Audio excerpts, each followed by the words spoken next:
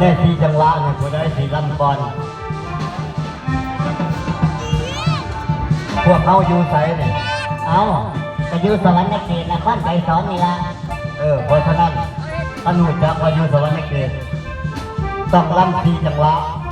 เมื่อยโอ้ยว่าหลงนะผู้แก้วสีจังหวะนั่นจังหวะใดก้อนใหญ่ว่าไปเริ่มต้นในกระค่อนสวรรค์ต่อมาดิลำภูไทยต่อไปลำบันชอบ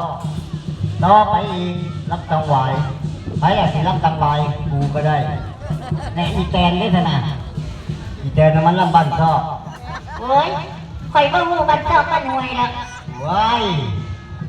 ปฏิบูฮู้บันชอบบันหวยจังไรกายมากนะเด็กเอากายมากกับกายซื้อคอยบ่ฮู้ทำน้องว่าจังไรบ่เห็นตีนมโนล่าล่ำตะกี้จะเข้าสามทางเลยเก่าอันเพิ่นว่าอ่อนละใครแก้มใส่นั่นก็ได้เป็นกับน้องมาก่อนอย่าถูกลืมนี่นานเด้อได้ยินบ่ได้โอ้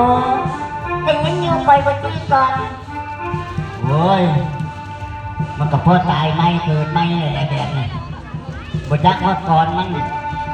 บักตื้อมันบอกเลยดิอ่อนๆแต่ยังว่าระบบแข็งโอ้ยว่าพื้นมันแข็งนี่แหละเอาไปสิยาก่อนแก้วอันไหนเฮ้ยมึงยาวก้อนสวรรค์ก่อนเอาก้อนกับก้อนกันไหนเต้นแต่เลยได้ยืนไปเต้นเลย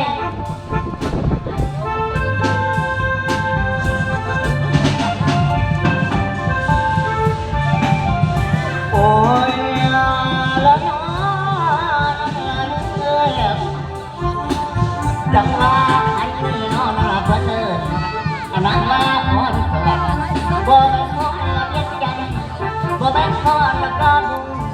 บ่แม่นพรอันจาตาอันนี้แล้วเพิ่นว่าพรสวรรค์โอ้ยวันแรกแก้วเพิ่นว่าพรสวรรค์มาแล้วมาเอาเหนียวดอกมันไว้มาเอาให้ดอกมันหวานเด้อน้ำดูเด้อจังหวะท่านผู้ใดนั่นที่ข้ามว่ามีใดเดาเฮ็ดแนวเฮ้ยนะเฮ้ยนะเฮ้ยนะเฮ้ยนะจังหวะวันสวรรค์มาถึงนี่กีฬาลงพุ่งแล้วโวยมอบความรวยให้พี่น้องจงรวยแบ่ง